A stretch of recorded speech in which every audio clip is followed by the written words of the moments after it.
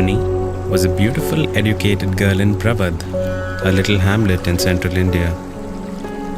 The Mistlas, Avani's parents, had arranged her marriage to Adishesha, the most eligible bachelor in town.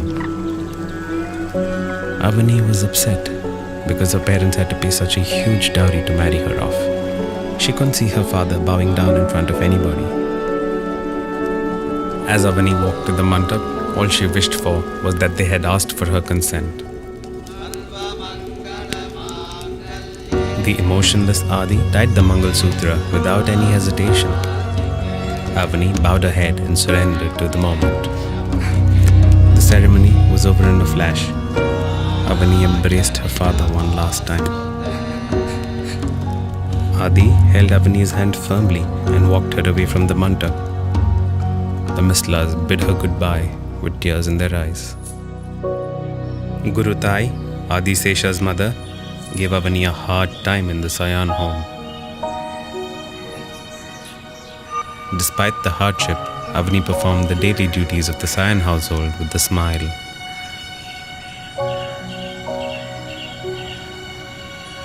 Slowly but surely, Adi began to admire Avani's noble qualities.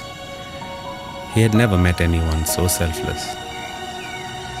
But then one fine day, when Adi left for the woods, Tai grabbed Avani's arm while she was performing the morning puja. "This is not how it's done," Tai snapped, causing Avani to drop the arati thali to the floor.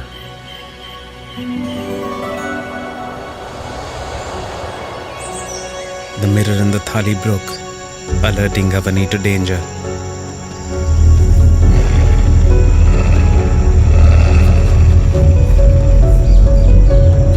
Avani ran to the forest in search of Adi, who was being stalked by a hungry mother wolf. Avani spied her husband inches away from the foaming mouth of a ravenous wolf. A surge of courage gripped her lean body. Pushing Adi aside, Avani leapt forward and stabbed a dagger into the wolf's neck, twisting it till the wolf fell over, dead. Adi Shesha hugged Avani, thanking the Almighty for blessing him with such a selfless and loving wife. She had saved his life by risking hers. Avani had pleaded with Adi not to tell anybody that she had killed the wolf. Adi's pride meant everything to her. Back at the Sayan home, celebrations had begun. A proud Guru Tai thought her son Adi had killed the wolf in an act of bravery. As time passed, Adi started helping Avani with her everyday chores. On one such morning, Avani felt dizzy and collapsed. Adi rushed to her and sprinkled water on her face. Avani opened her eyes and sat up with a smile.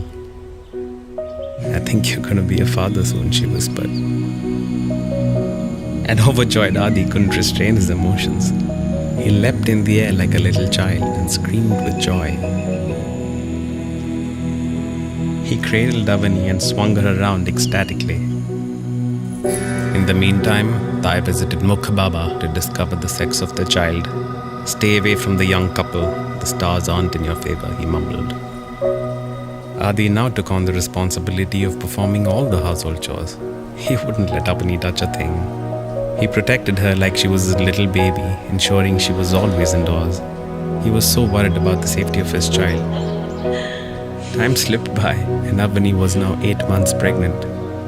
She hadn't left the Sayan home in a while. Adi surprised her one morning by taking her to the woods. He tied a little swing to a large shady tree and covered the forest floor with Avani's favorite flowers. Avani felt like a princess, blessed to be Adi's wife. Suddenly, a surge of pain gripped Avani, causing her to fall to the ground.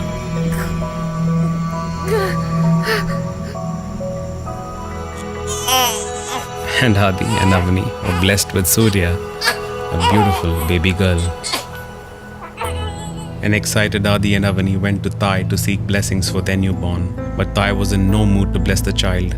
Tai had always wanted a grandson, not Avani's Surya, a baby girl. Devastated and hurt, Adi walked Avani to the woods. He couldn't believe that his own mother wouldn't bless Surya. Putting aside his pain, the doting Adi tried his best to cheer Avani by performing a little dance. It was a hot day and Avani started to feel thirsty. "I'll get some water for you," said Adi lovingly. While Adi went to the river to fetch water, Avani rested under the shade of a sprawling tree, protectively snuggling baby Surya. Meanwhile, the evil Thai ordered her men to grab Avani and kill the child.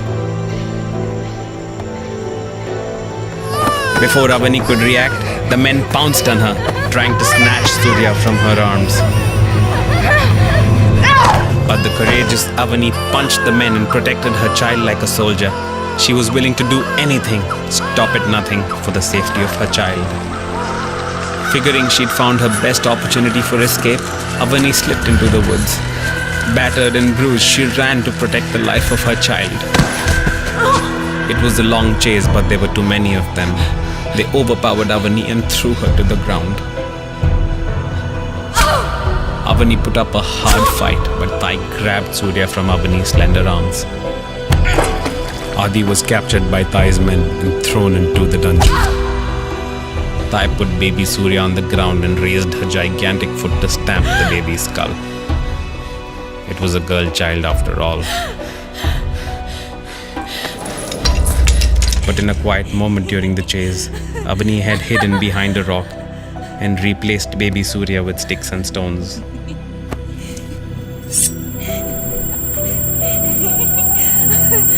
She was a mother after all.